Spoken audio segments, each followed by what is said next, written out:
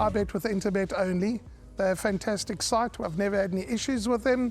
They are very professional. There's never a problem. You deposit money, 2 seconds later it's in your account. You withdraw, which I do very occasionally, and I believe it's also 2 seconds it's in your account.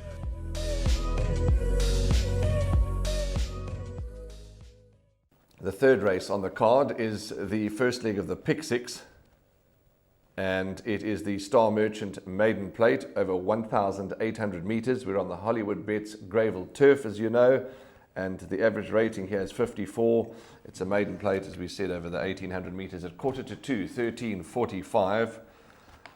And the Pick Six, yep, the big one, as Dee's Dynan calls it. The third race, let's tell you what we've got in store for you. There's a rerun of Pirate Prince when he ran fourth to start Street Art.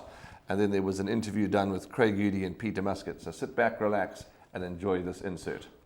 The outside, trying to close in Street Art, but Blazing Lights turn to hit the front. Pirate Prince is running on from a long way back at the 200. All the while, look right. Here's Street Art with an explosive run. Street Art eliminates the field and torpedoes them. Blazing Lights second. Duke of Africa, Pirate Prince.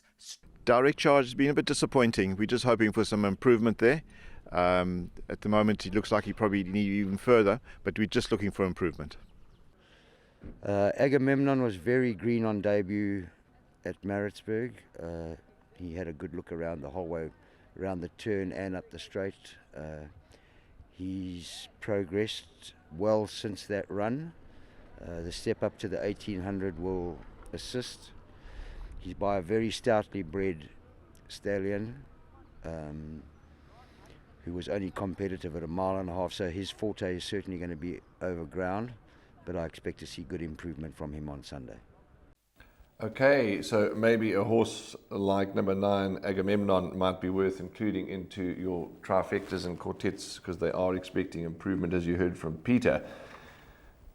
Sheldon, Pirate Prince, the race was won by Street Art, and Street Art, my oh my, was impressive because things never really went his way in the race. He came in wide into the straight, etc., but he just found all the way home, so that was impressive. But what was as impressive was Pirate Prince's performance when finishing fourth, because he did enough to keep you interested, and well done for picking him out, in the rerun, because that was a good effort. Well, that was the day when the track was running very, very quick. We'd had the rain, and the horses up front were usually winning. Most of the races, I think 6 out of the 8 were won by the first 2, turning for home. And this horse, Street Art and Pirate Prince, both came from a long way back. Yes. The fact that Pirate Prince was bumped and jumped and all sorts at the gate, and had to come from that position. And the last 3 runs, the local runs, have all been on the poly. And I just get the feel he's been crying out for the turf. So he's had his warm-up runs, well drawn, and I think it's all systems go now. So for me, number 2, Pirate Prince, I make him a huge runner. Number 7, Atlantic City, what you see is what you get. He's a 4-year-old, he's had his 15 runs. And Calvin Abib at least knows all his moves, because if you look at the column, blowing, jockey reported changing legs, awkward, changing legs. So it all depends on Atlantic City. Very, very consistent. And I know for number 4, Soul Captain, we haven't seen the best of him, and I think you fancy a bit of him. I do. But before I talk to you about Soul Captain, yeah, Pirate Prince, beautiful case made for him. So we'll keep a big eye on Pirate Prince. Atlantic City, just to reiterate exactly what you say, I highlighted the same thing here in the computer for the changing legs, and that's obviously an issue, and what you see with him is what you get. He's having a 16th bite at the cherry.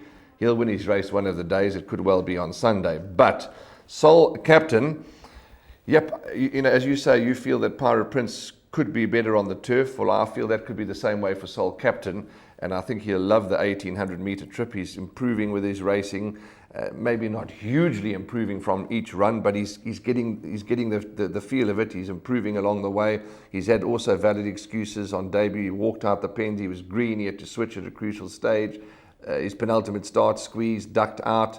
But his last run, he showed that it was his most mature run. He ran on powerfully. So for me, Soul Captain, not a good thing, but a horse to certainly keep an eye on. And if he had to win, I wouldn't be shocked. You like, I haven't got the betting. You've been checking betting, but Pirate Prince and Soul Captain could be value exactor. take the exactas and hope for the best. So take numbers 2 and 4, and if you're looking for the roughie, number 9, Agamemnon. That is a horse that could certainly come close in race number 3. So that's a look at race number 3, and all the best of luck. My name's Danny Diliberto, founder of Ladles of Love. It was founded back in 2014. Communities we work with are all over the peninsula, and we're working with 138 beneficiaries now. We've grown exponentially. We've been able to do that because of all the kindness that we have experienced from individuals and corporates such as Interbet, who just want to be part of the change.